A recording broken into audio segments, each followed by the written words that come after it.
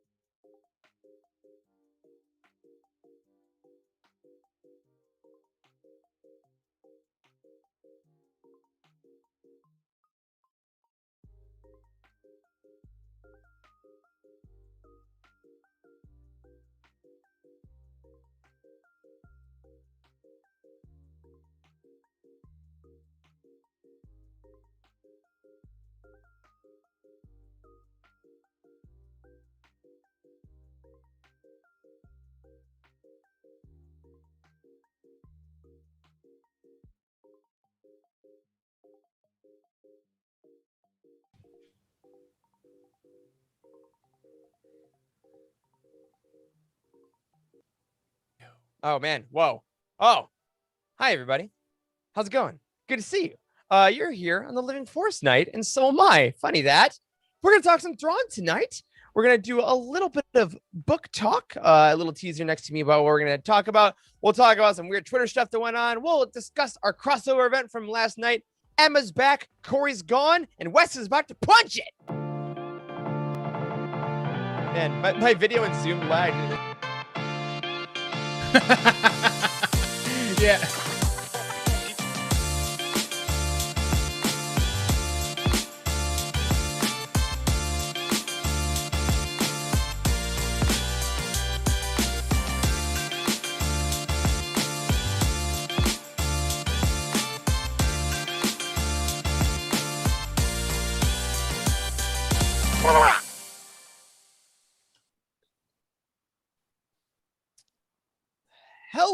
Hello. Welcome, everyone, to the Living Force, a Utini Network podcast.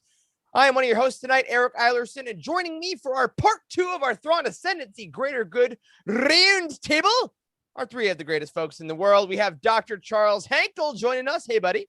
What's up, everybody? How's it going?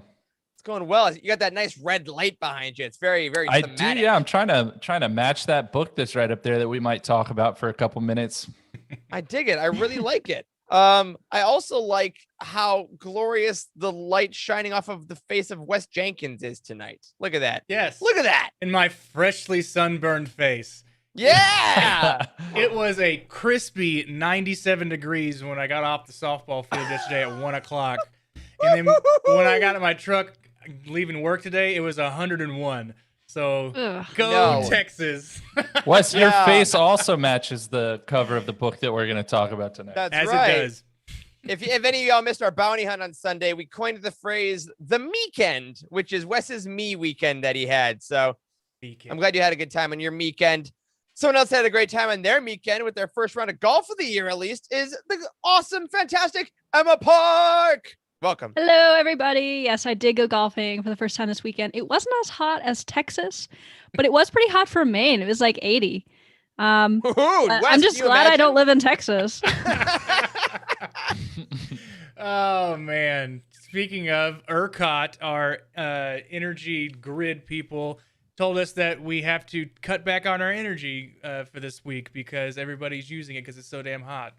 So hey, what's the worst that could happen if a lot of Texas energy goes wrong, right? Not only when it gets cold, but when it gets hot, the damn Texas grid will explode. So that's fun. Well, luckily, if it blows, Wes, you got I know you don't have the rising storm yet. I was gonna say that'd be perfect timing. But anyway, hi everyone. Hi to these folks that are dealing with various levels of heat. Hi to everyone in the chat. We're happy to see you tonight. As I said at the top of the show, this is our part 2 of Thrawn Ascendancy Greater Good, the Roundtable experience. If you missed last week's episode, go ahead, pause this now, go back, listen to our character deep dives we did. Today, we're going to finish up talking about some villains and, of course, the overarching question and Charles's Easter eggs, always a fan favorite. But before we do that, just a little bit of news we want to talk about. First of all, I want to give a huge shout out to the rest of our Utini team, our Utimi, if you will, especially Emma, on the Shadows of the Empire crossover event from last week. That was awesome. Yeah.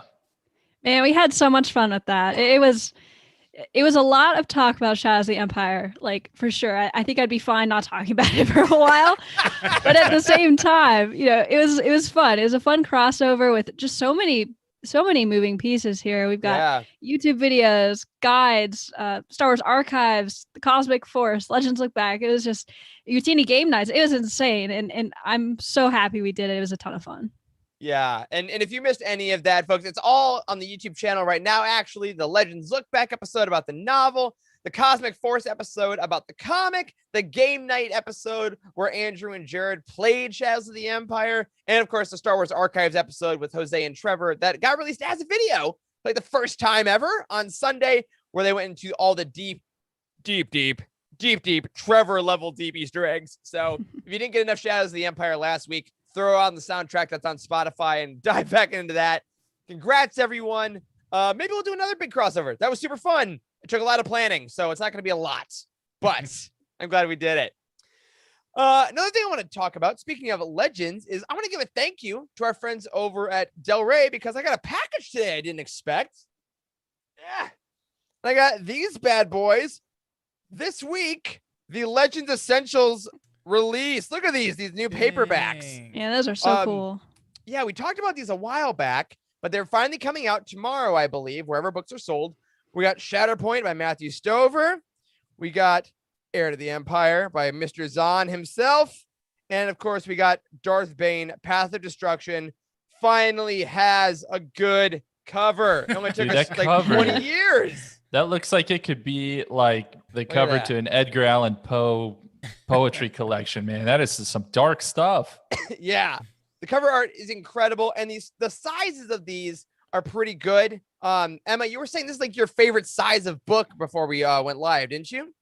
Yeah, for sure. I mean, the paperbacks that are currently, I think they're called mass market paperbacks. Yeah. They're just too small. I don't know. There's something about holding it in your hand. I need it to be a little wider. That's why I like hardcovers. But yeah, this size is like really, I think it's perfect. Yeah. And they got some solid new art. And in the back of at least Bane and Thrawn, you get prologues, which are the first chapter or so of the next book in the trilogy. So these might also be really great if you have friends that you want to like loan out these books to. It's a solid paperback. You don't get to lend out that hardcover because don't lend out your hardcovers. What are we doing here? And of course in the chat, they did point out Shatterpoint is also getting an unabridged audiobook that comes out on Audible tomorrow. So check that out.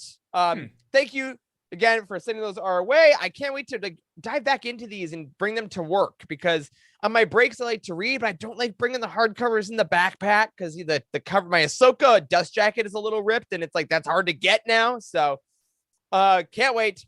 Pick those up tomorrow again wherever books are sold. But if you want to, use that sweet Utini affiliate link. You know you want to help us get that 3% on Amazon. That's sweet, sweet Utini affiliate link. All right, clip that audio. Use it all the time. Two other things we wanted to bring up. Coming up in 2 weeks from tonight, actually, is an event, a virtual launch event that Barnes & Noble is putting on, celebrating the second wave of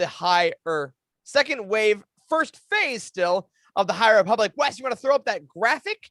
They're going to have a completely free virtual event featuring Kevin Scott, Daniel Jose Older, Justina Ireland, Charles Soule, and Claudia Gray, all talking about the High Republic. Now all of their projects in the first wave have come out. They can talk freely, and they're going to preview a little bit of what's coming up the next day, right, with Rising Storm and Race to Crash Point Tower. And, of course, with Justina Ireland's Out of the Shadows coming out next week.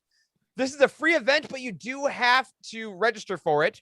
And luckily for you, it's at 6 p.m. Eastern. That's 2 hours before the Living Force. So you can do both, everyone. We don't have to choose. They always do them at the exact same time as our show. And I get why, but I'm really glad they're not this time. So go on. They're afraid of the competition's what it is. Yeah. They have to try they're trying to push us out. We know what's going on. Barnes and Noble. You know, this little indie bookstore. Come on. Go on Del Rey's Twitter account. They have all the information there. Super easy. I registered. It's like 2 clicks, right? So we hope to see you there. You can submit questions that you want them to answer. So maybe they'll do that. And again, anytime that all the Luminous crew gets together, it's just the best, isn't it? Like they seem like they're such good friends. Yeah, they totally do. I love it. I love them. Love the High Republic, as evident by the Rising Storm 2 weeks from tonight. Last thing I want to talk about tonight is a little bit of a weird thing that I never really like to talk about. And that's like my personal life, because this weekend, I think Wes and I might have talked about this last week. At least we did unofficially off air, that we were doing a cable management weekend. And so we did this weekend. In addition to Wes's softball, I did all my cable management for my desk setup. I put up shelves finally, and I put up my lightsabers, and I took a picture of it and I put it on Twitter. And for some reason, seeing all my lightsabers on my wall is the most viral tweet I've ever had. A lot of Spanish-speaking Star Wars fans have picked it up. So I just want to say thank you to everyone that liked my desks and like my lightsabers. And to those of you who are now arguing in the comments on my tweet about why Rey isn't a Skywalker, shut up. But that's how I know it got far. So if any of you didn't see, I'm going to take one moment of vanity that I'm very proud of. Wes, love if it. you could throw this up, this is what I look at now as I do the Living Force. This It's is my perfect. setup. So good. This is such a Star Wars flex, which Like I vote the- that we refer to as a Dex. A Dex. Hello, the Dex. flexiest. I mean, Absolutely. look at your setup, your sweet cube computer. I've always wanted a case that's a cube like that. And It's so then useful. I thought I was gonna hate everything it. is so well done. It's so well like positioned, and then it's all like straight and like uniform, unlike Corey's 2 posters that he has on the right side of his wall and where he hangs his guitar. And I gotta give props where props are due. Charlie helped me put all this stuff up. She has an eye for like even stuff. I'm very bad at like eyeballing anything, but we also got a laser level, so everything worked out. Again, thank you to everyone. And hey, if you want to know how I hung up my lightsabers, go on my Twitter. I put the Etsy link all over the place. They're like $6 a piece. They're super great. Support Etsy artists that are trying to help out Star Wars fans. Jacob asked in the chat if the desk was worth it. As of now, it is. I figured out to make it work for myself. I have no cables going under it. It's all in the cable management tray. It's all nice. Velcro strapped together. I'm very happy. All right, enough vanity for myself. Let's go to Vanity for Utini, which is our Patreon updates. We want to say thank you to Duncan McRennell and Adrian, who 1, upgraded to a yearly subscription, and then 2, raised a tier level in Patreon. Thank you. Just thank you so much for that. It means you like what we're doing and like what we're putting out, and you want to help support it and help the site keep going, help the podcast continue to grow. We so appreciate that. And one more reminder to you and to ourselves that our trivia night is coming. We are going to be planning it, excuse me, this weekend or next. While Corey's on night shift, we try to bother him as little as possible with like planning things because it seems terrible. Night shift just seems awful. So we want him in the best state of mind possible to get super inebriated and do Star Wars trivia. Yes. So stay tuned. Again, any suggestions you have, tweet them at us, throw them in any Discord channel at any of us on the show. We will take them. We will do them. We can't wait to see you for another incredibly memorable, at least for the people watching, night of Utini Patreon. All right. With all that being said, there's no weekly roundup because it's a roundtable. There's no book reviews because it's a roundtable. But keep those reviews coming on utini.com. Make sure you get those star ratings. Next week, we'll bring back the reviews. Tell us what you thought of Greater Good or any other book. Woo! All right, Charles, I kept it under 10 minutes. No, dang it, 13 minutes. Close enough. Let's do a really quick merch ad, see Jose's glorious brilliance, and then Charles, take us back to Thrawn Ascendancy, Greater Good. Full spoilers ahead. We'll see you in a second.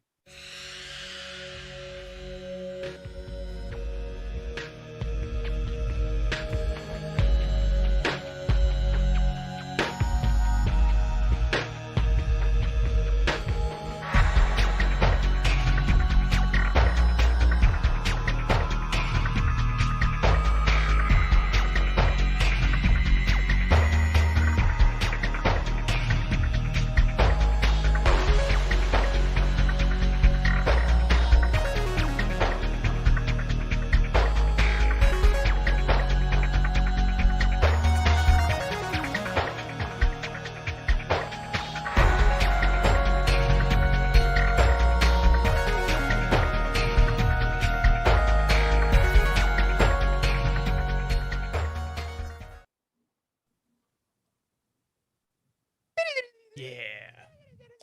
All right, dude. Another That one. beautiful merch ad from Jose. I enjoy those hopefully as much as all the people watching this stream enjoy those. Have you picked up the fanny pack yet? I haven't Any gotten of a fanny y'all? pack. I haven't gotten a fanny pack mostly because I don't typically wear fanny packs, That's but I will exactly- buy any Utini branded things that I do wear. I need a new beanie. That's what I need. Maybe I should Yeah, reach I out vote to for my Utini God. Jose hats. for that. Okay, Yeah. There's yeah. like 4 Utini beanies that ever got made, and Meg has one, and it I always know. looks Plus, so Utini awesome. beanie just sounds so catchy. Come on. Utini beanie. a U beanie. A U Yeah. beanie. Yeah, with an eye. Oh, hey, Blind Face in the chat got the neurotransmitter affection shirt. Awesome. Oh, You got nice. that Yes, before it before left. it got put into the dust. That's right. Yes. And into the Utini vault. We're taking that from Disney. All right, Charles. All right, Charles. Tell us about Thrawn. Let's do it. Make us Let's answer do it. questions. All right, so let's jump back into the roundtable. If y'all remember last week, we talked about the characters, and we really mostly got through the protagonists. So this week we are going to pick up with the villains. And I got to start with Haplif of the Agbui. Okay, first of all, ew, right? Ew! Like the very first thing that we have to do if we're going to really dive into this character is we have to talk about his physical description. And the very first full physical description for this character is from page 56. And it's talking about just Agbui in general. All right. And the quote says this: their facial skin was a mess of dark red and off-white folds, the mix of the two colors seemingly at random. Their mouths were lipless slits tucked away amidst the folds. Their eyes were black and yet somehow bright and clear. So did this species gross you out as much as it did me? Yeah, I couldn't Heck really yes. picture it. Kyle. No, I can picture it after we talked about it a couple weeks ago. How we said that there's like that Hapley for the Agbui is like an Arby's roast beef sandwich. It's layered on top of layer. Without the buns. Correct. Without the buns. Yeah, I'll be honest. Disgusting. It was also a bit hard for me to picture, like, because I'm getting spoiled by like the High Republic art and stuff, and all these things that I'm getting all these visual things that my brain is forgetting how to make pictures in my own head sometimes, and I'm like, I don't know, a new species, and then we never named like the Agbui. Okay, I don't know. Mhm. It's not on the Wook, so like Star Wars is hard for me in that way. I'm a bad fan. I'm a fake fan. I just don't like that they can touch people's faces and figure out what they're thinking. I just It's don't creepy, like that. right? It's Don't disgusting. like that. Yeah. It's I kind of think of them as like one of those deep sea fish that's never meant to see the light of day, and then James Cameron goes down there in a submarine, and we have to see it on the big screen. Like the So- one with Oh the my light God. that hangs above its head. Yes, There's that- exactly. Those are Agbui. All right, done. Well, so we first meet Haplif early on in this book when he's inspecting the last planet that kind of fell to his machinations. It was on page 16 and 17. And we get this quote: now that Jixtus mentioned it, there was indeed subtle signs of the global destruction down there. The clouds on the sunlit side, which would be glistening white on an untouched world, were here laced with gray and black from the fire and blast debris thrown up from the vicious civil war that he and his team had engineered. On the night side, the clusters of city lights that had once shone cheerfully in the darkness had all but vanished. Haplif smiled to himself. The near total destruction of an entire world, and it had all been accomplished in barely 6 months. 6 months. Yes, he was that good. All right, so we immediately knew that Haplif was dangerous. Okay, message received. Did you like the addition of Haplif in this story as like an agent of Jixtus, or were you coming in hoping and expecting to see Jixtus in action? Ooh. I really liked him as an agent of the evil overlord, if you will. That's one of the reasons why I rated this book a lot higher than I originally intended, was because I liked the espionage fact that Hapleaf kind of came in there and was trying to overthrow. While if the audiobook, he sounds like a granddad when he's talking to these people. Yeah, totally. He sounds like he's like, "Oh, hello, are you okay? I am Hapleaf." That sounds like an SNL character. Yeah. Oh yeah. So I really liked him being in instead of Jixtus. I think we should get the big battle with Jixtus, or him revealing himself in the last book. I mean, Jixtus doesn't really seem like the type of person to do his own dirty work. So in that case, I'm glad that we got Hapleaf. When you're reading that quote, Charles, I totally forgot about this because it was so early on in the book. But I can't believe that they mentioned that he and his team had caused a civil war on another planet, and that was really foreshadowing the end of this book. Like when you were reading that, I was like, "Oh my gosh, mind blown." Yeah, I totally forgot about that as well. And I was going to point out so we don't forget it. And I want to read the comment word for word, but because we're going to talk about it at the end. But Stephanie Mack, if you're watching us live, just put out a great point in the chat, and I'm just going to leave it there. But we are going to come back to that.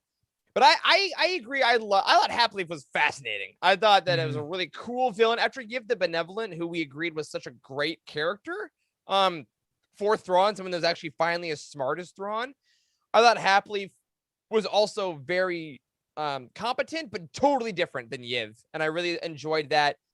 And oh my God, the sinister, chaotic nature of Hapleaf. Like when he was like, oh, well, I'm going to shoot you out of an airlock, I guess. Oopsie. Yes. Like just like dude, he's a serial killer. Very much flipped on a dime. And I do agree, though. I wanted more of Jixtus, but not in a way that I think that should have happened. I love the idea that in book 1, you fight a lieutenant.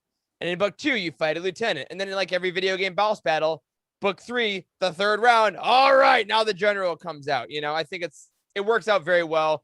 And like the chat is saying right now, he wouldn't have done his own dirty work this early. And the fact that it's a trilogy really just sets Zahn up for that big confrontation in Lesser Evil later this year. Yeah, agreed. Well, despite their looks, these aliens had some other off-putting qualities as well. And on page 162, the farmer, Lagfro, states, they're so damn touchy. They want to touch you all the time. Lagfro said, an unpleasant shiver running through him, that Hapleaf mostly. I'm trying to explain our contour blending on our hillside plots, and he's trying to touch my hair or the back of my neck or someplace. It's creepy. And so, Emma, you just brought this up. It really is creepy. And as readers, we knew that Hapleaf had these telepathic abilities, and so he needed to touch, other people to read into their emotions. But despite that, did you find their overall touchiness just uncomfortable to read? Yeah, 100%. Mostly because it made the other characters uncomfortable. So I feel like that makes us uncomfortable as well. And when you think about it, we wouldn't like somebody constantly touching us, like somebody that we barely know. Hapleaf barely knew Lagfro and his family, yet he was being like super touchy with them. And I think, it was super uncomfortable and definitely grossed me out. And I feel like when I think about Hapleaf and the Agbui, I kind of think more about their touchiness more than their creepy looks. Yeah. Here, quick PSA from your friends in the Living Forest and Utini. We're all going to be going out to bars again soon. That's great. The world is opening up again. My dudes, remember how creepy it was when Hapleaf would just touch people he didn't know? Maybe we take that and just remember it when we're out in the world at bars around people we don't know that probably don't want to be touched. Feels like a good idea. Yeah. Celebration, maybe. Let's hug, but maybe not as much touching. You raise a good point. You raise a good point. And I'm curious, do you think that this villain and his touchiness, was it made even creepier by the fact that this book came out amidst the pandemic when we're not supposed to be like they did not social distance at all. At all. Like, did that make it worse, do you think? Yeah, I think we're all a little bit more sensitive to touching and germs and things along those lines. So like reading that of a person coming, just touching the back of your neck is creepy in general, right? Even doing it to yourself. And I think, and like you were saying, Eric, like if you're going to the bars with your friends, just like don't be a Hapleaf, and then have your friends say that to you. And say, hey, if you're getting too close, you're like, Hapleaf! Like, he's like, oh yeah, that's right, I forgot. I shouldn't be a Hapleaf. I mean, I love that. We talked, God, how many episodes ago? We talked about something where like writers are products of their time, right? No matter their age, whenever a book comes out and you're writing, it's impossible to escape the world in which you're writing. So, I mean, I'm not saying that Zahn wrote like a quarantine book. He obviously wrote this, I think, probably before the pandemic was in full swing. But still, the idea of touching was really creepy. The absence of consent is like these are things that are in the zeitgeist, and I think to make that not preachy at all, but just legit creepy. It's like, yeah, maybe it wouldn't have been as creepy if it would have been written during like, I don't know, Splinter of the Mind's Eye when nothing was creepy apparently. It's just a little different, or even like Shadows of the Empire. yeah, but I think interestingly, we talked about how the Agbui, they need to touch you to kind of read into your mind, but they're not exactly reading your mind or your thoughts, right? They're kind of reading your emotions and what was referred to in this book as your life craving, right? And So I'm curious, did y'all appreciate a villain with that kind of an ability? Someone who operated with nuance and cleverness and subtlety, as opposed to Yiv the Benevolent, who will just hit you over the head with a hammer. Yeah, I mean, I think it was really cool to get a more Thrawn-like villain, someone that uses more of their brain than their brawn. Yeah. Even if it's through a really creepy power, because life cravings, that's a disgusting way to put it. Yeah. What a phrase. There's what no a phrase, tiptoeing Ron. around that phrase, right? No. Yeah. And I think, like, to bring back the Civil War point that we talked about earlier, and I know we'll talk about later, like, it's a great way for Zahn to write, because what causes war? What causes giant conflicts? It's whispers. It's nudges. It's really small moves here and there. It's not a guy coming in being like, I am going to conquer. It's like little people in the shadows being like, see how he's looking at you? Don't you want to do that? And like, it seems like the Ag Buoy are like, cool, 6 months, bam, we can do that because we just nudge and nudge and nudge and nudge. And it's very Thrawn-esque as you know, as far as Thrawn as we know him later in the Empire. Yeah. Yeah. It is a good match for Thrawn's abilities, I think. But Haplif, he wasn't just a gross dude caressing your cheek. On page 271. Wait, there's more. There's more. Yeah. And Eric, you brought this up earlier, but on page 271, we have this quote here. 6 hours later, when Haplif was sure Yopanek was fast asleep in his room, he had the ship leave hyperspace just long enough to release Yomi's body into the vast emptiness of space. And then later on page 365, when Haplif and Lackfro have their final standoff, we have this quote here. And with that, Haplif realized he was going to have to kill him. He'd hoped to avoid any more killing, not for any moral reasons, but because it was such an unpleasant feeling to wrap his fingers around someone's throat and feel their fear and hopelessness as he drained the life from them. On the other hand, he'd never really liked Lackfro. This killing he might actually enjoy. And it's just so casual, right? The way that he talks about taking the life of another person and how personal it is. Yeah, it just, I mean, to think that he is feeling all those emotions if he's killing someone with his hands. I mean, it's just so dark. Dude is Trey Young in a playoff game. Just ice in the veins, cold-blooded villain. I never really thought about that. So it's like a double killing. He can definitely feel it when he's touching him, and then he's actually killing him by squeezing the life out of him. That's a good way to. I never even thought it like that. Yeah. So, I mean, I think I know the answer, but last question about Haplif. Is he an effective villain for y'all in this book? Did you fear him as an adversary of the Chiss? Yeah, I did for sure. And I think the reason why is because he seems unsuspecting. You know, he comes in and he's like, oh, have some of my jewelry. And you don't expect him to, you know, want to kill you. And clearly he has no morals because he didn't want to not kill someone for moral reasons. And that's disturbing. So I think some of the scariest villains are villains that you don't suspect. Villains that are kind of lurking under the shadows. And the fact that he could easily sneak into a society and just kill people without them even having a clue is probably one of the most terrifying things about a villain for me. Right. Yeah, I got nothing to add. That's exactly it. Yeah. Yep. Terrifying. It's like serial killers do the same. They kind of turn into your friend, or they want you to feel comfortable. Yeah. And like the only person who actually was questionable about Haplif was Lackfro, and and everybody else like was buying into his game. But Lackfro was like, "There's something about this Haplif of the Ag Buoy, Haplif of the Arby's roast beef." But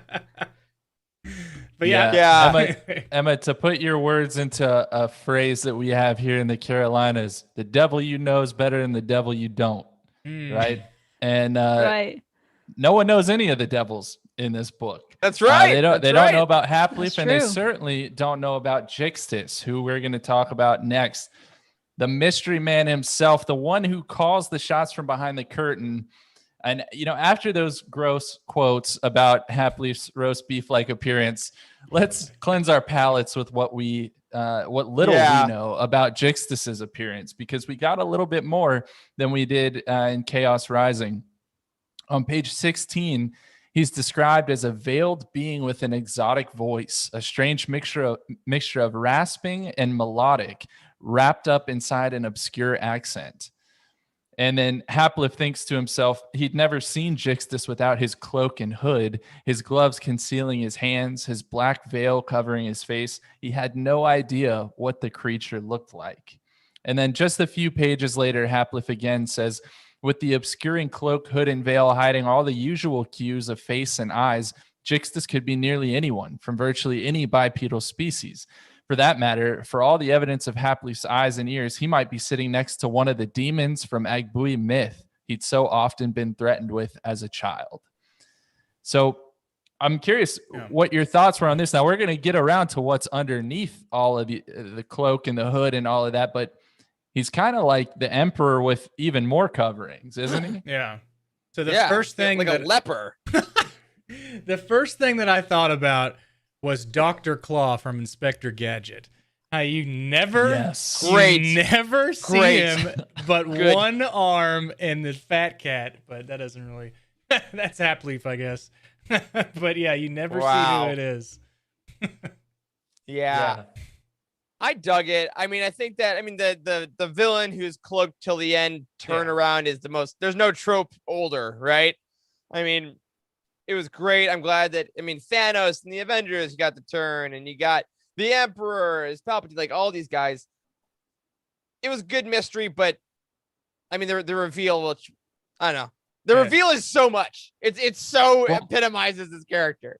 Well, let's just talk about it. Let's just get it out there, right? If you're listening to this and you don't know the reveal yet, we're going to take you there now. So why all the secrecy? Why the hood? Why the veil? Why the gloves? Well, on page 404, we get our answer when Jixtus says, the Grisks lay blame only where it's deserved and only on those who fail us. Each of our servants is responsible solely for his own decisions and actions, not for another's. Yes, sir, Kalori said, feeling his winglets and his tension subsiding. Grisks. He'd never heard of a species by that name, or a faction, if that's what they were, or a combine or a gang or something else entirely. A name by itself really didn't contain much information, but at least now he had a name to put to the manipulators behind all this. So, the Grisks! The Grisks! I can't believe it! Eric is in the far, far background of his camera, flailing. That's right, guys. Jixtus is a Gritskus. That's what I'm going to refer to him as. Oh my God, the Slack message Charles sent to me after this happened. Oh my God. I sent the Regina George meme. Stop trying to make Grisks happen. Tell me, y'all. Sorry. Oh my God. Reading this. Go. People wonder what it's like getting review copies of books. And you know what? It's great. But when you're the one person you know that finds out this turn and no one else has finished it yet, it is maddening. Okay, go ahead, Charles. What are your actual thoughts and feelings on this? So Jixtus is a Grisk. Now, in case you guys are first coming to Thrawn in this trilogy, that might not mean a lot to you. And I think, Wes, you and I talked behind the scenes. Yeah, you're raising your hand. You did not read all of the previous Thrawn books. So if you have, you know who the Grisks are. You've seen them in action. You've seen Thrawn fight with them. So it almost seems like a duh. Of course, right? We have to introduce the Grisks before they come up then. But it really wasn't a done deal. What were y'all's thoughts when it was revealed? Like, Wes, what did you think about hearing Grisk? And then Eric and Emma, if you're more familiar with them, what were your thoughts and feelings? Yeah, so I did not read Thrawn Alliances or Thrawn, what's the other one? Treason. I did not read those two. So when I read this part about the Grisks, I was just like Kilori. I've never heard of the species before, if it was a faction or whatever. And then Charles had had sent me a message that day. Was like, "How mad were you? How mad were you about the end?" And I was like, "You mean about Thurfian? Yeah, that's crazy, right?" He was like, "No, you fool! The Grisk!" And I was like, "Oh yeah, the Grist. That's nuts, right?" Oh. I had no clue. Not a clue. I was just. It could have been anything. It could have literally been anything. Yeah. And I'd have made the same reaction. So sorry. I guess I should have read those, smashed those books out in 2 days too, so I could have had a better reveal. Man. I don't know. Emma, what'd you think? Yeah, I mean, I was really surprised, and also I feel like I kind of blacked out when I read it for a second. Like I was like, wait, what? Hang on, what? And then it was like that gif of that guy like with the map and the craziness and pointing everywhere. Yeah, I felt like that guy. I was like, oh my god, this is wild. But yeah, I mean, part of me, I'm glad that we got this reveal before the third book, because for some reason I honestly thought that Jixtus was a Chiss. Even though Hapleaf described him as like a creature, I honestly thought he was going to be a Chiss, but I'm so much happier that he's a Grisk. I think that's a cool twist. Yeah, I think we even theorized on Chaos Rising that like Jixtus might be like Thrawn's sister or something like. And then, so yeah, if you all listen to our Thrawn Treason Roundtable, which is like early Living Force, right?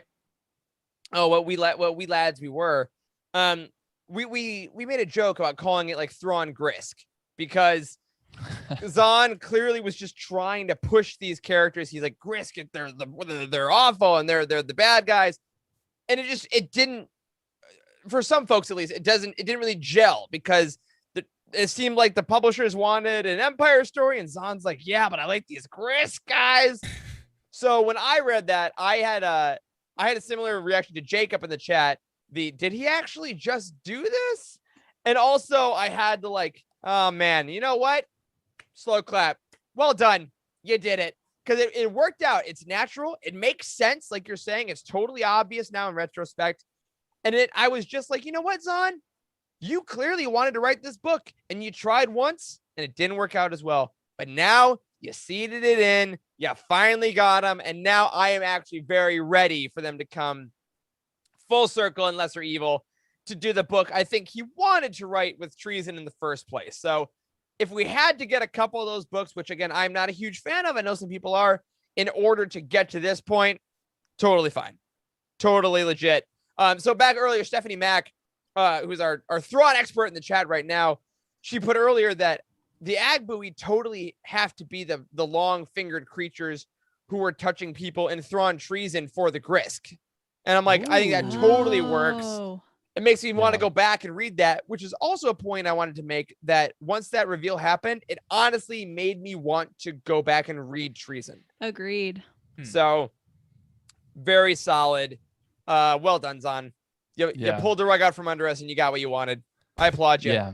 Yeah. I liked the reveal more. I just like this trilogy more, I think, than I liked mostly Thrawn Alliances and Treason. I really loved the first canon Thrawn novel, but yeah, I mean, he's a Grisk, and so we're gonna see this kind of all come to a head in the third book here. And you know what is Jixtus trying to accomplish then, right? On page 403, he's still talking to Kalori. Yeah, he's still talking to Kalori, and he says, "You are right to be concerned about this Chiss officer, though. I'll be sure to add Senior Captain Thrawn into our calculations in the future." I would definitely recommend that, Kalori said, his cheek winglets twitching. I wish I could offer some hints on how to defeat him. Defeat isn't always necessary, Jixtus said. Isolation and neutralization can be equally effective. So Jixtus is probably going to be the orchestrator of Thrawn's exile.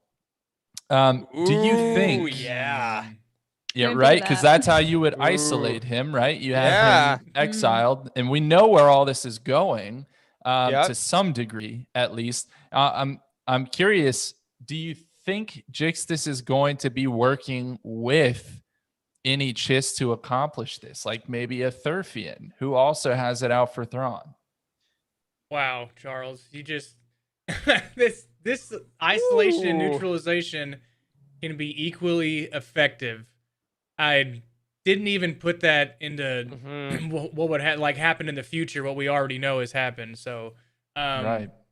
yeah, that's interesting having possibly working with Thurfian, because Thurfian, and as we all know, he's not a fan of Thrawn, and even though they're in the same family, so that could be a plot twist that comes about. I didn't even think about that. Yeah, I Yeah. didn't think about that either. I'm liking how this trilogy is tying into the first canon trilogy. There's a lot of littler tie-ins, or smaller tie-ins, I should say, and then there's some bigger tie-ins like with the Grisk. And I think, Charles, I think you're going to be totally right on this with the isolation and neutralization, where we lead up to the first Thrawn book with his exile on that abandoned planet. That is just so sinister, and I love it. Yeah, I definitely think that they could be working together, because it definitely seems like Jixtus's plan is to essentially create a Chiss civil war that threatens to rip apart the Ascendancy completely. And I think we could, speculation is something we try to avoid, but I think that there's an idea of a Palpatine Luke scene where Jixtus is like, Thrawn, look, the Ascendancy is about to tear itself apart. You can make it all go away if you just leave. And if you exile yourself, I will spare your race, or something for a while, or something like that. I could see Jixtus, like, again, manipulating. He's already almost caused a civil war at the end of this book with not a lot, Right. So if he uses his full intelligence, his full power by himself, fully mano a mano against Thrawn, I think using the guy who's been trying to take Thrawn down as a weapon is a very great logical step that, again, like Wes and Emma said, I hadn't even thought about before. Well, tell me what your thoughts are on Jixtus. Final thoughts. What do you hope to see out of him in Lesser Evil? Where do you think this is going?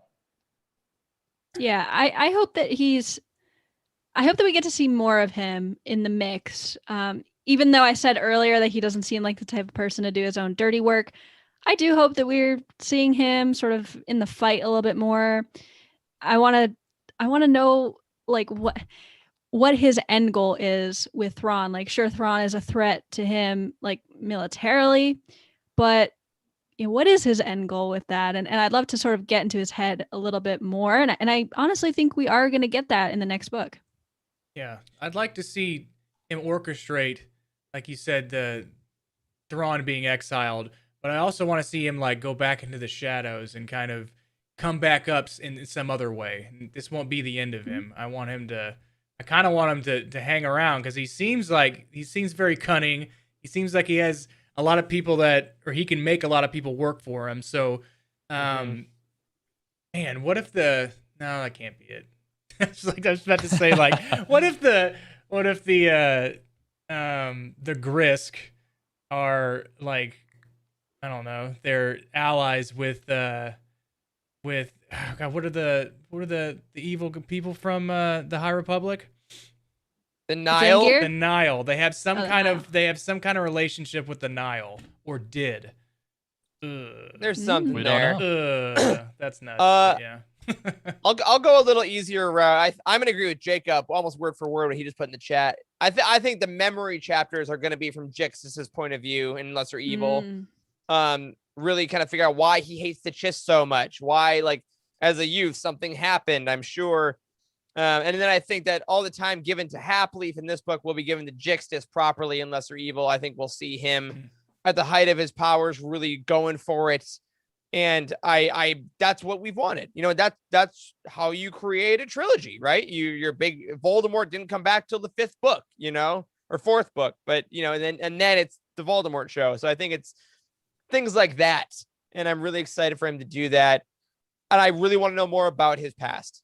I want to know why he's doing it, even if it's not all of it. I need something other than I need to defeat Thrawn, because that's not the most exciting thing. And I think Zahn, at least at this point in his career with this trilogy, has proven he's a better writer than that.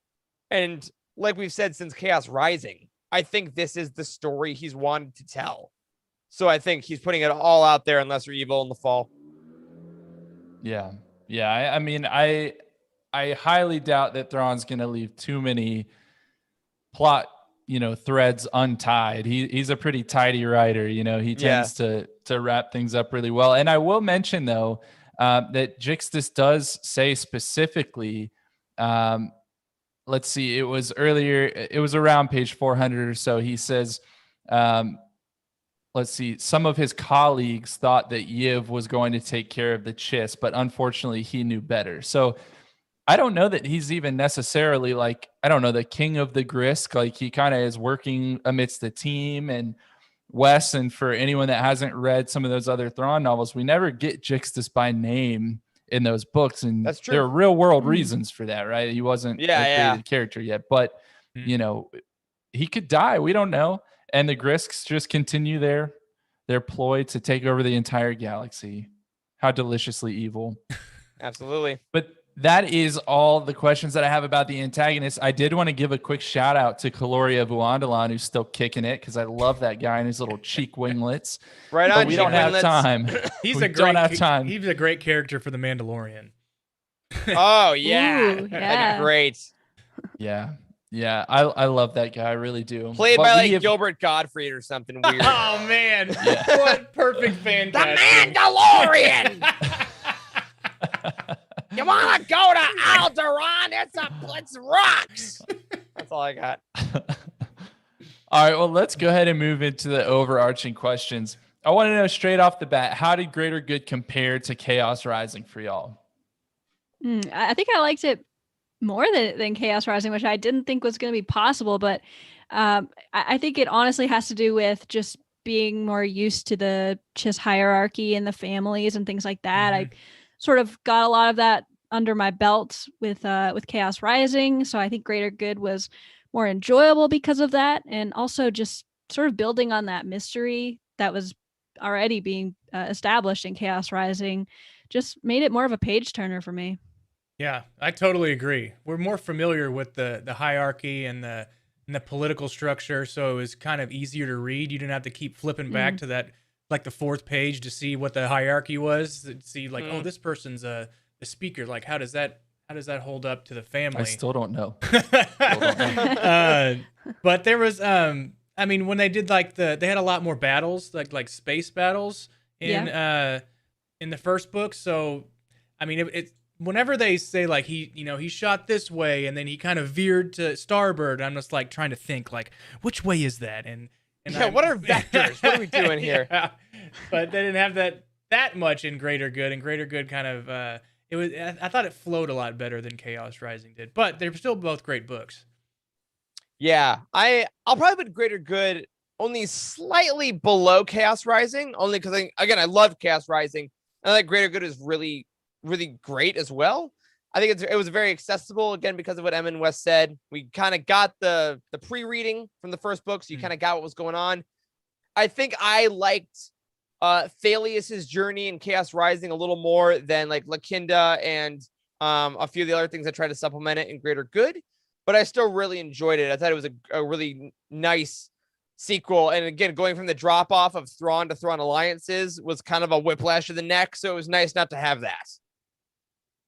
Yeah, I agree with you. Now, I really like a lot of the political stuff, even though I don't fully understand it in these books. I do enjoy it. I mean, I like tracing family trees and stuff in Lord of the Rings lore and that kind of stuff, right? Like trying to figure out, wait, how is Aragorn the rightful king? Let me dig into this.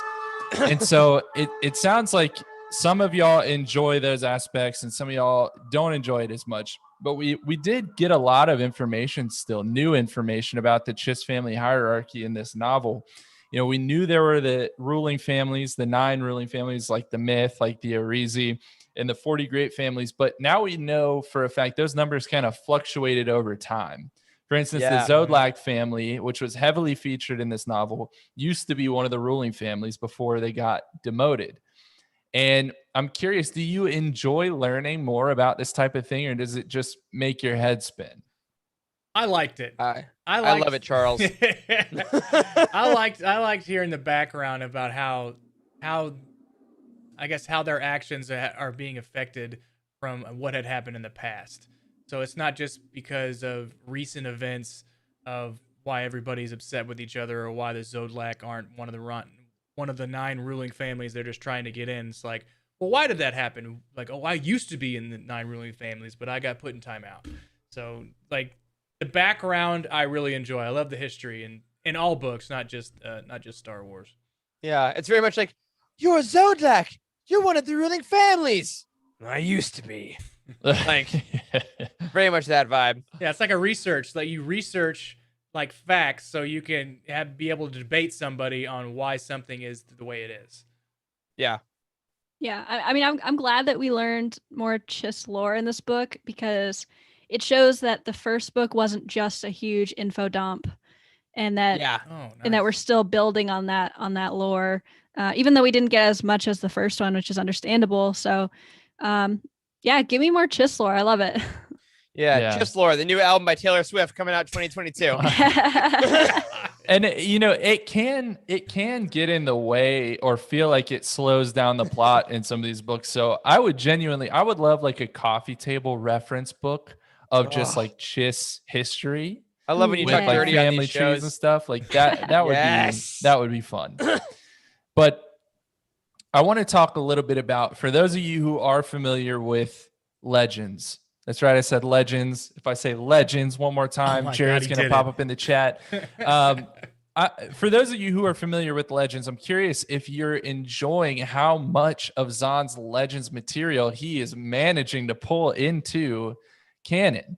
And just in case you're not familiar, I picked a few things to kind of pull out just to show you what I'm talking about. And so, first of all, the vast majority of Chiss culture has been consistent with what we saw in Legends, including the naming convention, family hierarchies, the expansionary defense fleet. Like, all of that is from the old material.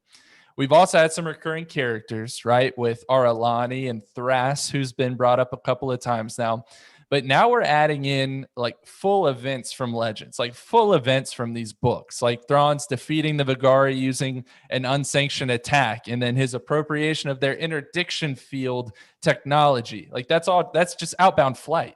That's just outbound flight. So shout out to Legends Look Back for bringing me up to speed on that. And spoiler alert, even the overall story here seems to be somewhat mirroring Legends, because Thrawn learns in Legends of an outside alien threat and then later works with Sidious, or for Sidious rather, to help defend the Empire against it. Now in canon, that alien threat seems like it's the Grisks, whereas in Legends it was the Yuuzhan Vong. But perhaps we're going to see Thrawn's story kind of play out exactly like it did in Legends here in canon. What do you guys think? Hearing all of that, knowing it came pretty much from Legends, like, does that excite you? Does that confuse you? Like, what do you think? As someone that hasn't really read many of these books, and the ones I have read, I don't really remember, I really like it. I enjoy it. I don't know how someone might feel if they were like really into the Thrawn Legends books. I don't know if they might think that it was a little bit too on the nose, but I really like how we're connecting things between Legends and canon. Even though it's not the exact same story, we've still got a little bit of that connective tissue. Yeah, I mean, one, good on Zahn as a writer. You wrote one story and got paid like Del Rey money, and then you wrote it again and got paid Disney money. So, like, good on you for getting that double check. But also, it's in a weird way, this kind of stuff is kind of what a lot of Legends fans are asking for, right? Like, for in the grander scheme, like, at no point on this show do we say like Legends will become canon, like, straight up. We love the new stuff, and there are a lot of new things in this series, but a lot of Legends fans say like they want the deep lore to remain. Like when Darth Bane got brought back in Clone Wars, like now Thrawn stuff gets brought back. Like, this is good story. And that's kind of been at least Utini's point since the beginning. Like, there's so much good stuff in Legends. Why not bring a bunch of it back if it works? If it doesn't, all right, great, write something new. Mm-hmm. But if it already works and you got the guy that wrote it in the first place that still thinks, hey, I think I can still make this work and I would like to do that, awesome. There's no downside. Zero. Right. Yeah, I agree. I mean, it's not linear either, right? So it can expand. Right. So this bringing on the information from Legends, it makes the expanded universe even wider, right? So I mean, there's even more that you can throw into what's already been put into canon. And I read the original Thrawn trilogy. So I mean, geez, if they brought some of that into canon, I don't know. It's a little bit far fetched, but it'd be nice. Maybe mention here or there. Jixtus's final lieutenant, Mara Jade. I'm kidding. No. I can't believe you said that word. For legal reasons, he's kidding. I'm kidding. Well, we'll see about that. And those of you who don't know what we're talking about, or you don't know what happened in the original Legends Thrawn trilogy, head on over to our sister podcast, Legends, to look back. I'm sure they're happy to fill you in for that. And pick up the new Legends Essentials, Heir to the Empire, on sale tomorrow, wherever books are sold.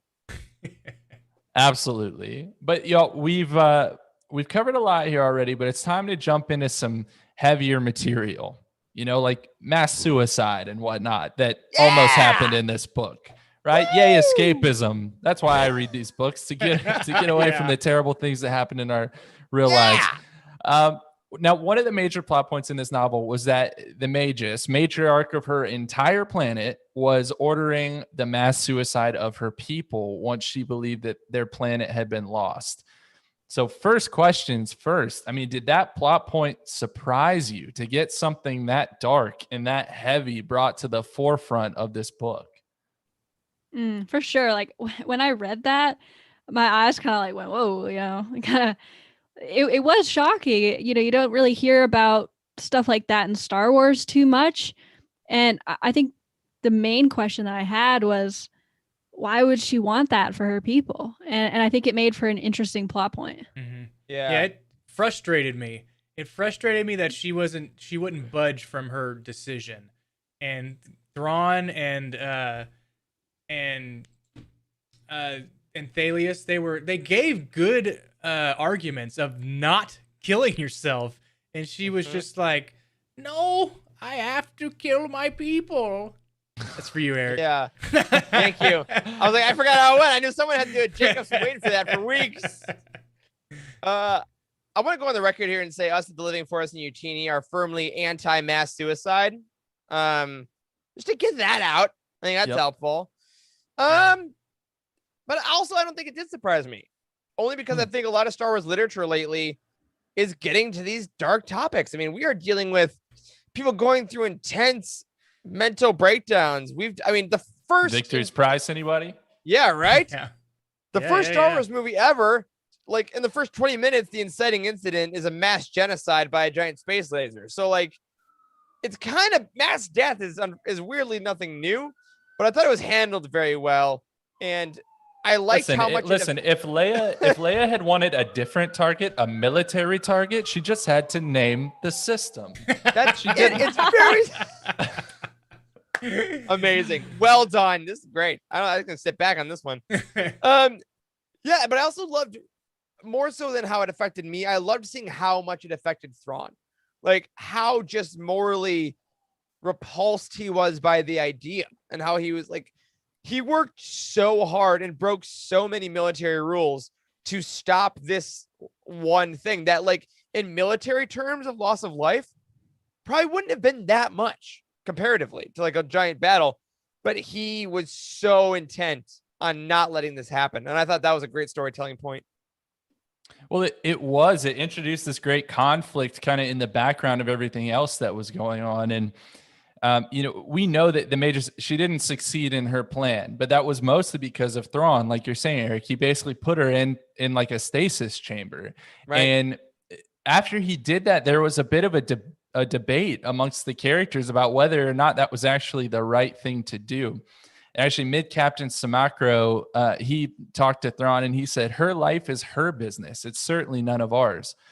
To which Thrawn responded, I believe it is. All lives are important, and I resist the thought of standing by and watching 200 possibly needless deaths. So I'm not going to lie. I wanted to bring this point to the forefront after the discussion that I heard on Conja Book Club. I was listening to their episode that we had Cheryl feature on, and they talked for a long time about this point, and some were thinking Thrawn did the right thing. Some people were thinking that he didn't. And I'm curious, what are your thoughts? Did Thrawn do the right thing here? Man. My gut says yes. And not just because it's Thrawn, but because I agree that mass suicide is such a God. Okay. This isn't the Victor's Price Roundtable, but we're getting close. This is an overarching question. Yeah, like it is a thing that unfortunately is not new in the history of humanity, in the history of fiction, right? And like the idea that a single leader that believes in some sort of either religious context or like traditional context that requires that is not inherently like damning the religious belief or anything like that, but is damning the action and can easily just be made as a manipulation of people that don't know better. And I think Thrawn is like, okay, I can respect your culture and I can respect this belief, but also say that if your belief necessitates the death of 200 innocent people, then it is no longer a belief. It is essentially an attack against innocence. Yeah. And I think that difference is hard. And I think he's clearly the only Chiss that would actually make it at this point. I think he did the right thing for the other 200 people, or say for the followers, to try to get them to see a different point of view. The Magus just seems toxic to me, and she may or may not. What it seemed like is that she was not budging. She was going to order the 200 plus to kill themselves just so they can, because of their beliefs. But I mean, the followers, I think they may have been easily swoon over to that side to believe that way, may or may not. But then if they spoke with Thrawn or some other leader, then they could have been persuaded to go back the other way. But the Magus herself just seems toxic. I mean, she could probably just go. Yeah, no, I agree with you guys. I think Thrawn made the right decision. Although I can see both sides of the argument. I think, when Samacro says her life is her business, I tend to agree with that. But he dragged other people's, she, the Magus, dragged other people's lives into her business, making it not her business anymore. And so I think that's kind of where Thrawn was coming from, and that's why I tend to believe he did the right thing. Yeah. Because it's kind of like you can trust people to have control over their own lives, but if your leader of like the Magus's level of status says do this, you're gonna probably do it, even if it's not what these innocent people want to do. And you can't expect 200 people to individually assert their own want of life when the person that has essentially led their destiny their whole life is telling them to do something else. Yeah, I totally agree. And you put it really well. Another character who put it really well in this book was actually, I think this was from Thalius on page 179. And she says, the Magus had ordered her companion to die. She'd taken that decision from him, that last final decision anyone could make. The aliens clearly considered that an acceptable thing to do. Thalius, coming from Chiss culture, didn't. But wasn't that exactly what she and Thrawn had done to the Magus herself? Hadn't they taken the right of decision away from her by forcibly sedating her and locking her into hibernation? From her point of view, hadn't they violated her rights? It was a troubling question. And so, y'all brought that point up. Maybe they did violate her rights individually, but given that she was then going to extend her plan towards hundreds of others, then, just from a utilitarian argument, it was the right thing to do. I got to tell you, this really stuck out to me, and I don't want to go down this rabbit hole too much, but, in medicine, when people come to the emergency department and they say they're suicidal, that they're going to kill themselves, a lot of times these people are involuntarily committed to the hospital. So it's a part of American culture, medical culture, at least already, that it's actually an acceptable thing to do exactly what Thrawn did, even for the Magus herself. And so I'm not going to say whether that's right or wrong, or to tell you that whatever you think about it is right or wrong, but it really struck that chord in me to think about it in that scenario. Yeah. And just to round it out, Blind Fates makes a good point. It's goes back to what we said about reflecting the times. Like the idea of how much consent do you have over your own body versus at what point does that affect other people too much to the point where other rules have to be set, and it shifts. And I think that's kind of the dark beauty of things like Star Wars, that we can talk about these issues and talk about things in a fantastical context. But there are probably a lot of readers and maybe some listeners here that are going through certain things like this, or have family members or friends that are like that their actions for themselves are negatively affecting others. And maybe this story will at least start that conversation. Like you're saying, Charles, will spark some kind of idea that maybe they didn't have before. Yeah. Yeah. And it really is incredible that something like Star Wars, that is just swashbuckling fun at times, really can introduce these ideas to us to discuss in these moments. So I think that's pretty awesome. But let's move on. I don't have whiskey on this episode, so let's see how deep we go on this. My God. Well, let's move on from that. I don't want to spend too much time in the darkness, and as we know, light will rise to meet it. And so let's talk about I got to stop you. How do you think her partner died? Remember, she had a partner. So you're right. I didn't explain that well. It was in that quote. So the Magus brought one companion with her on Thrawn's ship, and he did kill himself at her command. Yep. And so she was already harming other people, killing other people, essentially. How did he do it? I don't know. It's a great question. It felt like it popped his tooth off and bit a cyanide capsule kind of thing. Maybe something like that. It's a which we've seen in Star Wars. Yeah, exactly. Because they said that the Chiss tried to reach him in time and couldn't, but I don't think they went into detail, right? Gruesome. Maybe it was like a losing the will to live type of thing. Like if the Magus says it's time to go, it's time to go. The old Padme time. All right. Yeah, right. Yeah. All right. Well, let's talk about Lakinda on page 261. She has this thought. Aralani was 3 years older than Thrawn, and she'd known him at Taharim Academy. That's right. I'm bringing Aralani in just for you. Thrawn.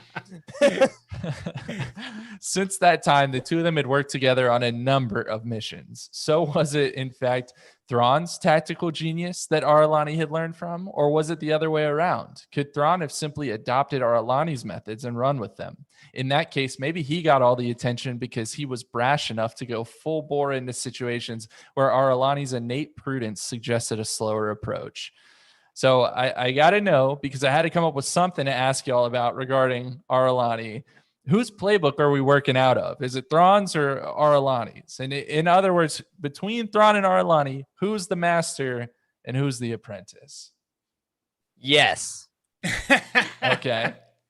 This one definitely made me think. I was like, wow, that's interesting, because Aralani has been in her like military position longer than Thrawn, right? So she's known tactics and she's a whatnot. senior, right? Yeah, so, in rank. And so she probably lays out the plans for people so they know what they're to be doing throughout the battle. And then, if Thrawn just like, okay, give it a timeline, like it's going to take us a week to get this done. He's like, nope, I'm going to push forward and get it done in 4 days. And then he gets the recognition for it, right? So he's the one that gets but ultimately, I think just from the first book, from Chaos Rising, and I guess from the first canon Thrawn book, like you see that Thrawn is different from the other Chiss just by the way he thinks. So it's interesting to think that he would expedite Aralani's plans to get the recognition, but I do think it's Thrawn as the one that's the master behind it all. Mm-hmm. Yeah, I tend to think maybe they're kind of working out of Aralani's playbook, but Thrawn sort of puts a creative spin on some of her plays, I guess you could say. Yeah. And because to me, I think that Aralani has been a leader for a while, and they worked together on so many missions that to use a Thrawn word, perhaps he's just learned all of that military stuff from her, but uses his sort of like creativity with the, looking at art and things like that, to sort of make things faster and more efficient, perhaps. Yeah. Nice. Yeah, I like that. Like Arlani's the head coach and Thrawn's like the offensive coordinator. Yeah. He's like, but I also think that quote specifically reminds me of a little bit of what we kind of had mentioned a little bit in Thrawn before with the Chiss culture. Is kind of an inherent workplace sexism too, of like she comes up with all the ideas, but she waits a little bit and has some patience, and he's like, "Let's do it!" And everyone's like, "Oh, Thrawn, that was rad," and she's like, "What the hell?" Like, I think that's a very deft kind of look at how, especially militarily, in other ways, like men and women are perceived differently. Of like, if you have patience and if you actually do all the things out and do all the work, then you may not get the attention. But if you're brash and you take the initiative and do the thing that might not work and go a little crazy, that is kind of a more masculine, like, what's the word I'm looking for? Like you kind of go off a little too quickly, but then people are way more easily to reward you. So I think Zahn is like tapping into something a little real there.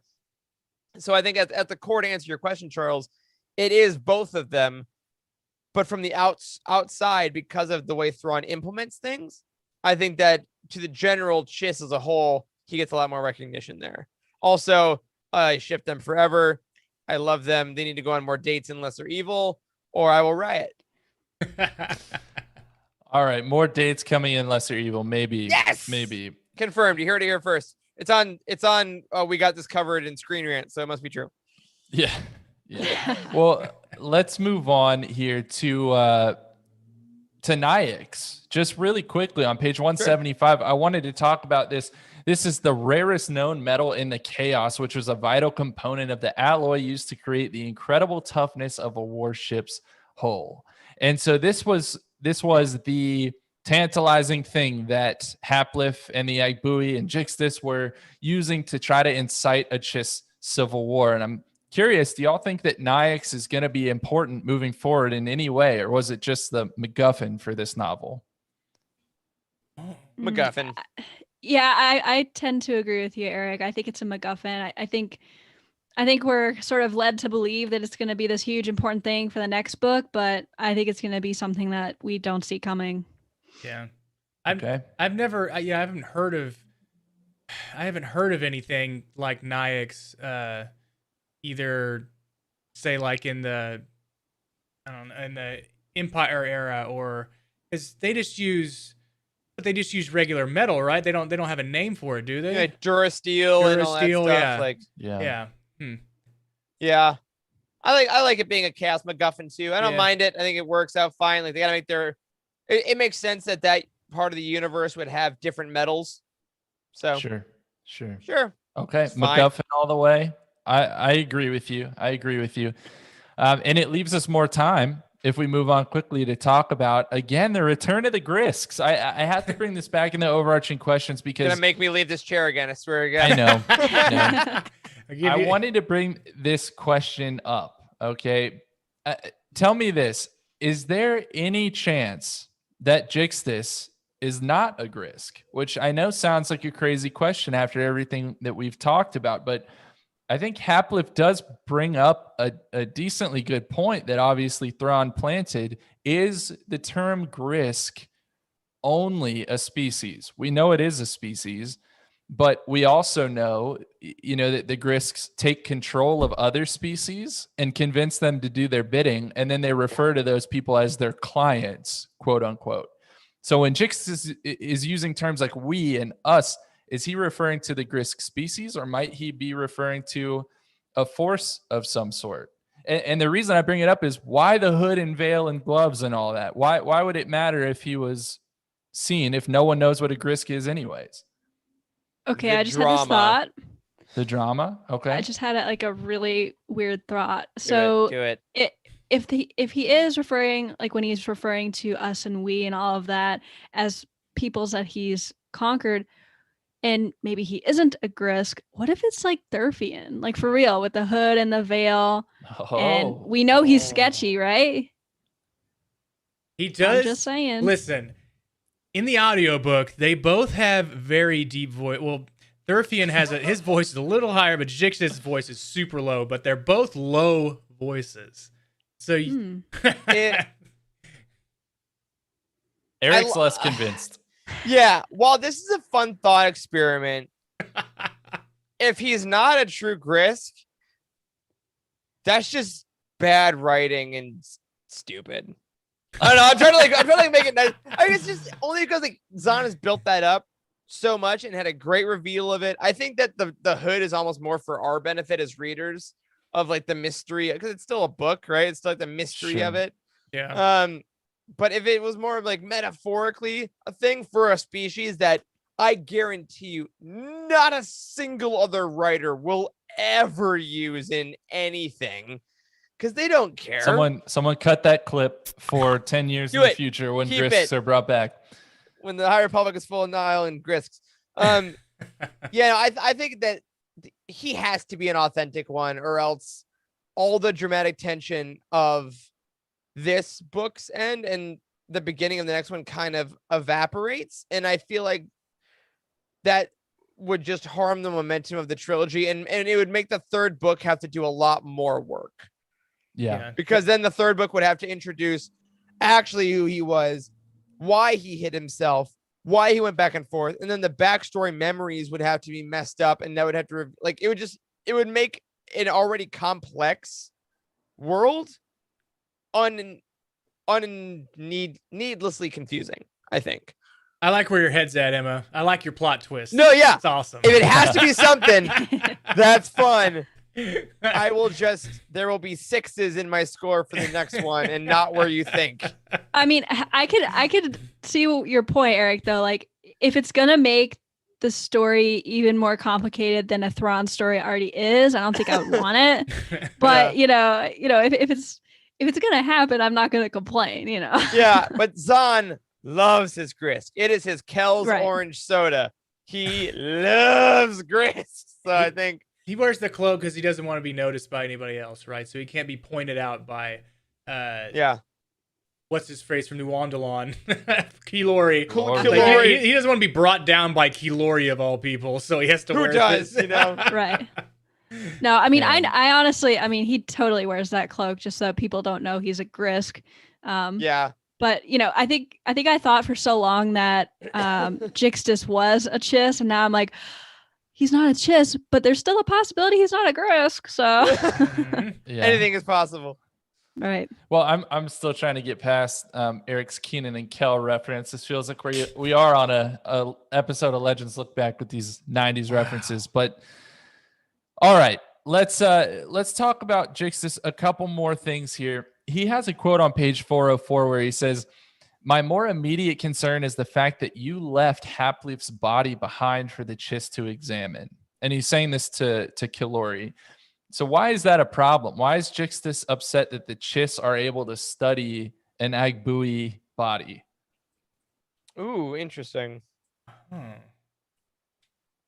a really good question. I didn't think of that. Like, honestly, this quote just really passed over my head when I read it. I mean, it's not like it's a Grisk, and then they figure out Right. who the invading species is, right? So Yeah. I don't know if we have an answer yeah. to it. Yeah, I don't know. Yeah. If the Chiss. I mean, they say that, or they sound like they have never met an Agbui before. Ooh. Go I ahead, got go an ahead. idea. I got an idea. So the Agbui, they touch people and they like get their vibes and stuff, right?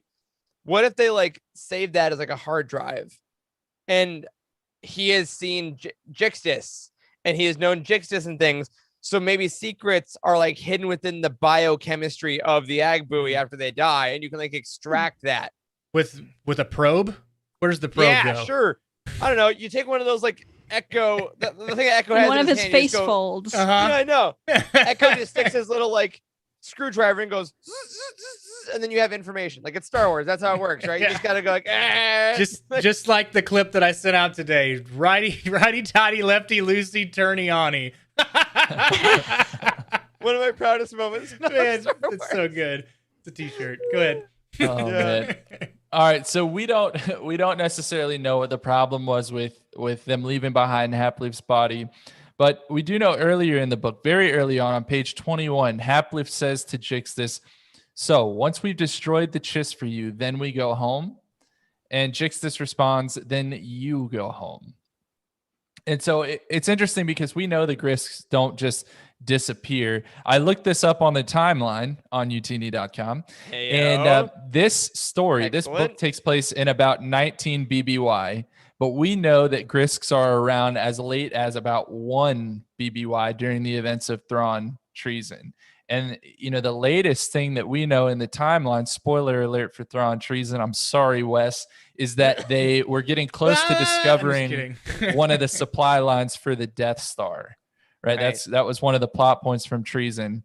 I don't know. I mean, where is this going? We know Grisks aren't involved super long term, or we don't think they are. I mean, my question is, why are we still trying to make Grisks happen? Just like the meme that I sent to Eric after finishing this book. They're a big bad that's not the Sith, and they're not the Empire. You know, I think that's what Zahn is like. It wouldn't make sense for a big bad we know to be in the chaos, right? Because then they would have whatever. There's reasoning. So I think it's just trying to make a big bad worthy of a character like Thrawn. And it's not probably all going to be tied up in a bow to make sense as to like why were the Eternals not in Avengers? Well, because the movie wasn't out yet. You know, like I think it might be one of those. But like a formidable opponent. He has to have one. Yeah. He can't just have some, you know, Joe Schmo off the street. There's nobody in Star Wars named Joe Schmo, I hope, but you know. Yeah. A formidable opponent would be great. Yeah. Okay. And the idea there's always something out there that could encroach on the galaxy is a fun writer's conceit just to like leave hanging. That Zahn's like, all right, here you go. I don't think anyone will use it, but there's an outer galactic bad race of people that are super smart that exist. Sure. Okay. Well, let's move on from that. And the last overarching question I have for you has to do with nothing less than Starflash. Guys, what was the last part of this book where we get the senior aide or whoever for Thurfian, who's now the patriarch of the Myth family? He says, I'm going to tell you about this terrible alien weapon called Starflash. And I got to tell you guys, I laughed when I read that line. I did. It felt very cheesy to me. I want to know what Starflash is, but I was just like, ooh, Starflash. What is that? What were your thoughts on that line, and what do you think we might see? This is pure conjecture, obviously. Yeah. Right. Yeah, I'm not gonna lie. I read that as Starforge the first time, and I was like, "What? Are we going back to KOTOR? What's happening?" Oh my god. I mean, it makes sense. They're both weapons, right? But Right. Starflash, like, I feel like that's gonna be a super literal name. So I kind of wonder if maybe it's some sort of a weapon that, and again, like Charles said, this is just pure conjecture. Like, I wonder if it's a weapon that explodes a star, like kind of like a mini Death Star. But of course, you know, because we're in the chaos and we're sort of more isolated here, word wouldn't get out to the regular part of the quote unquote regular part of the galaxy, because obviously we had never seen anything like the Death Star before. Maybe this is like a cousin of the Death Star that we had never heard of before because of the isolation of the chaos. Yeah. Or they could turn back around Force Awakens style and suck the energy out of a star. Yeah. And then use that to project onto other worlds. But then, interesting. Like Star Flash, sounds like. I mean, it sounds like a wrestling persona to me. But you know, I could see it. Nerd. Like, as someone who, as I've said on this show multiple times, I have not read a lot of Legends, and I don't really go back and do my backlog as much as I should. This was the most Legends thing I could have ever thought of, and I actually really liked it. I was like, oh, I got a little tickled. I'm like, oh, fun, because we don't get like. Legends was filled with this super weapon, and then this giant super weapon, and then this super weapon, as Corey says in the chat. It's always a super weapon. But honestly, it's been a while since we've had just a giant freaking super weapon. And I think it's kind of a fun classic twist of like, all right, the Myth family knows the secrets of this giant devastating super weapon. And that's kind of fun. And it is very Zahn. He is an old man writing Star Wars for 30 years. And you know what? Yeah. If he wants to do a big giant super weapon to round out his like 18th trilogy, I'm gonna let him get a big giant stupid super weapon, but in like a really cool fun way. So I think it's gonna be pretty straightforward as far as being just a big weapon that they gotta find, and I think that's gonna be fun because I don't think Thrawn deals with that a lot. It's a lot of logic and puzzles, but it's like Thrawn, you can't outthink just this giant laser that kills stars, so that could be kind of fun. I dug it. It was very classic.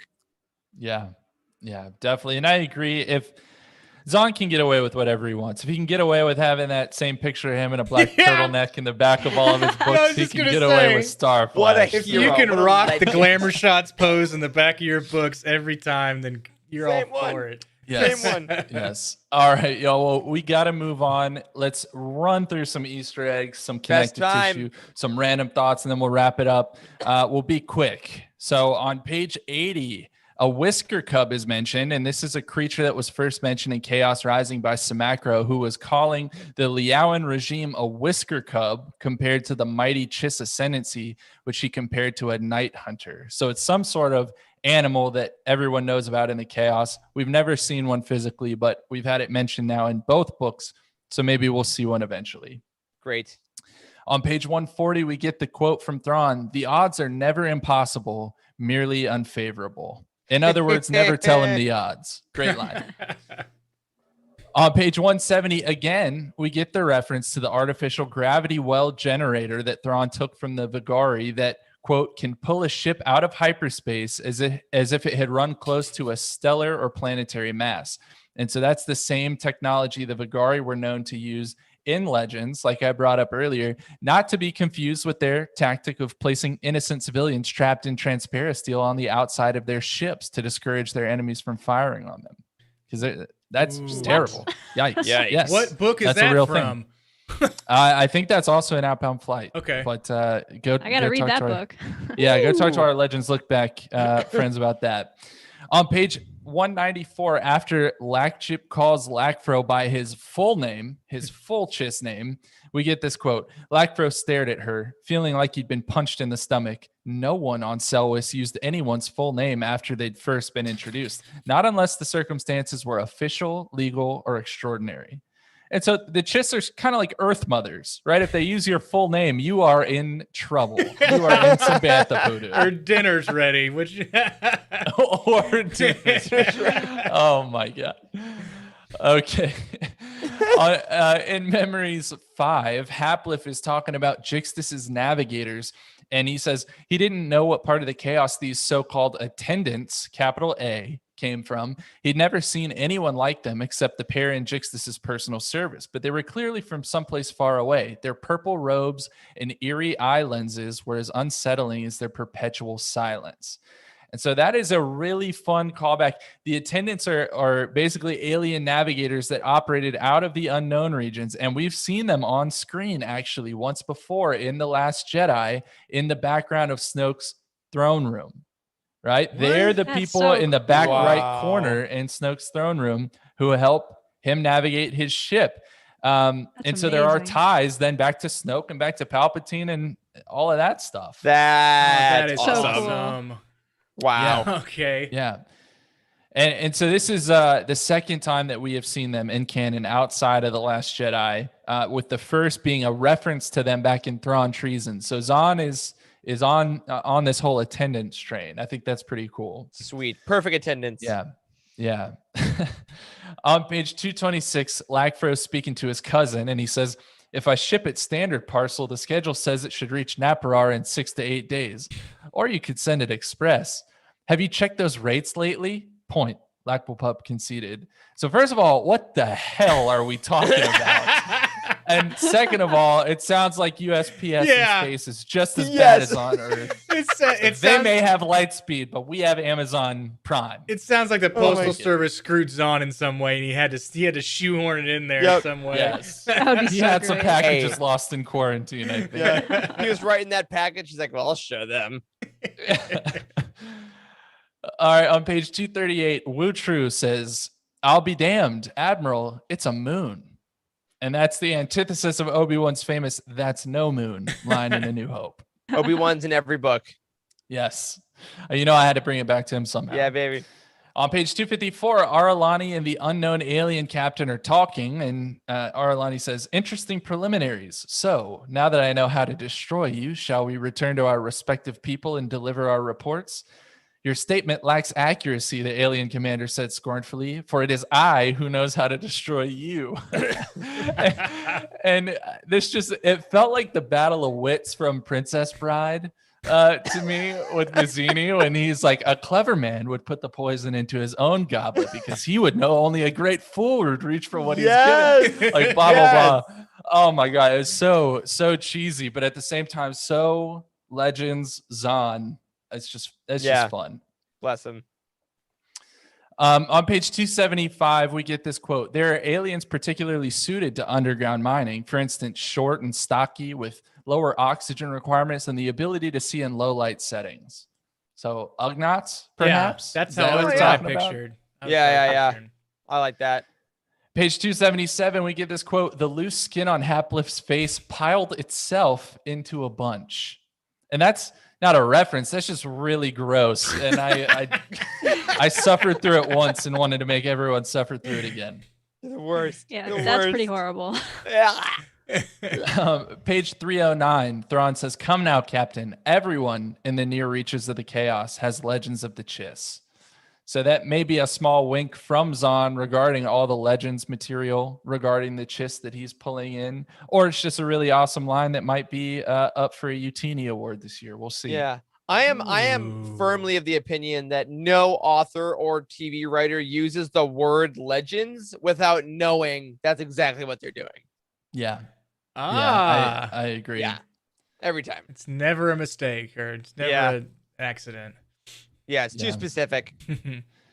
Now, on page 361, Thrawn and Lakinda are talking, and Thrawn says, "I agree. A coordinated operation, exquisitely planned and timed." "Never mind the artistic beauty of it all," Lakinda snarled. "We need to send a warning to Scylla right away." And so leave it to Thrawn to note that something was so artistically done, right? Oh. Yeah, another callback to Legends. Now, finally, on page 400, we get this quote: "A paradox atop a riddle, atop a mystery." And I'm choosing to believe that was Zahn breaking the fourth wall and conceding that these books are just incredibly convoluted. That's what I think about all of his novels. I like that. They're a paradox atop a riddle, atop a mystery. That's great. Perfect. So that's all that I have for this book. Not a ton of Easter eggs. Because a lot of this, again, is new. This is Zahn in his own sandbox, even though he is pulling in a lot of that Legends material that he's created before. So, y'all, that's it. That's all I have. Let's go back around, give it a 1 to 10 rating. Tell me any final thoughts you have, why your rating changed, if it changed, and then we'll take it home. So, Emma, I think you started us off the first time around. Let's hear how you would rate the book now. All right. So I think the first time I gave it an 8.4. I could be totally wrong, though. It feels like it's been a year ago. Yeah. But I'm going to up that to an 8.8. I think talking about books and comics on roundtables always make me increase my opinion of them. It never fails to be the case. And I just really appreciate the characters specifically after talking about it, talking about the Chiss politics and machinations, and also really appreciating the villains. I don't think I appreciated them enough the first time around, and now that we've talked about them, I think it's really brought to light some really cool things, and kind of makes me want to read it again and read the other canon Thrawn trilogy again as well. So really good stuff. Zahn never fails to disappoint. I really enjoyed it. So 8.8 from me.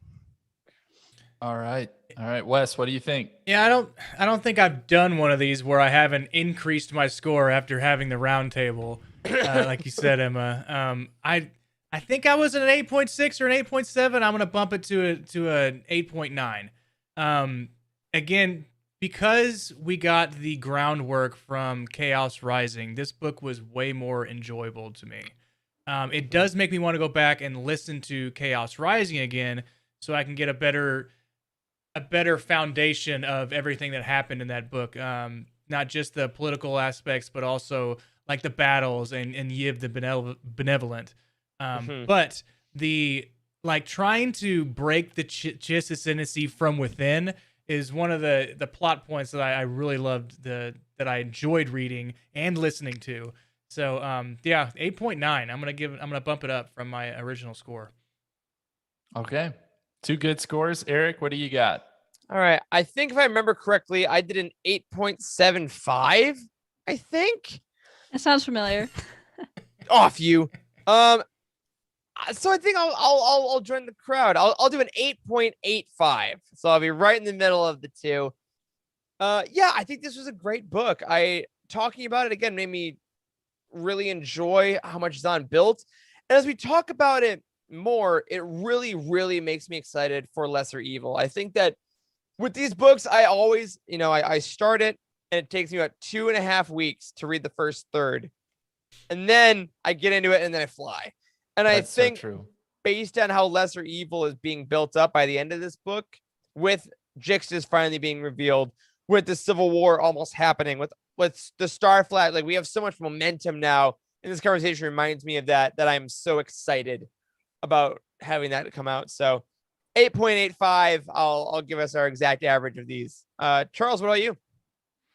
Yeah, so I know I lowballed this book the first time around. I think I gave it a 6.9. Yes, which you did. Is my lowest score I've ever given anything. Now, I agree with y'all. I'm always going to raise my score, but not much. I'm going to raise this to a 7.0.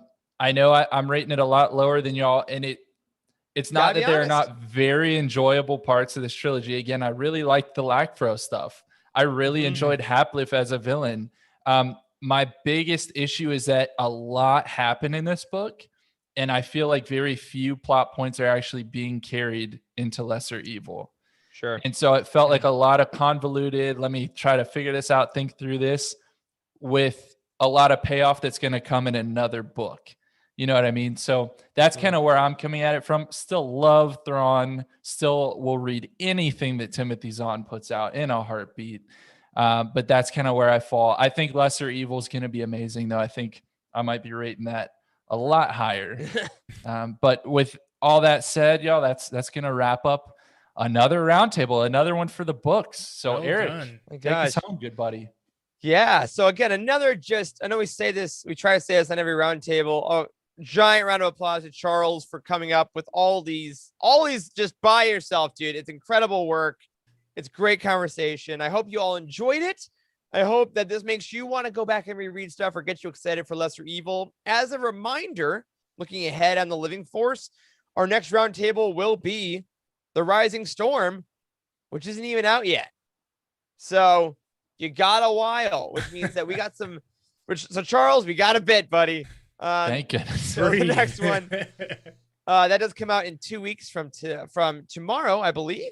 So make sure you get your pre-orders in on that. And coming up, we're going to have a lot more kind of like, I say fun episodes. That makes these sound like they're not fun, but less like regimented episodes of the Living Force. I believe on the calendar next week, we're going to have another draft night. So be sure to tune in for that. I won't say what it is just yet, mostly because I want to solidify it, but should be a great episode at our normal time. So if some of y'all skipped the episode, you're not listening to this now. So I don't know. Just know that we'll be happy to have you back. A quick thank you to Emma for coming on both parts of this roundtable. In addition to all the plethora of podcasts that you did in the past week, your work is amazing. And again, remember to check Emma every Wednesday night on the Cosmic Force.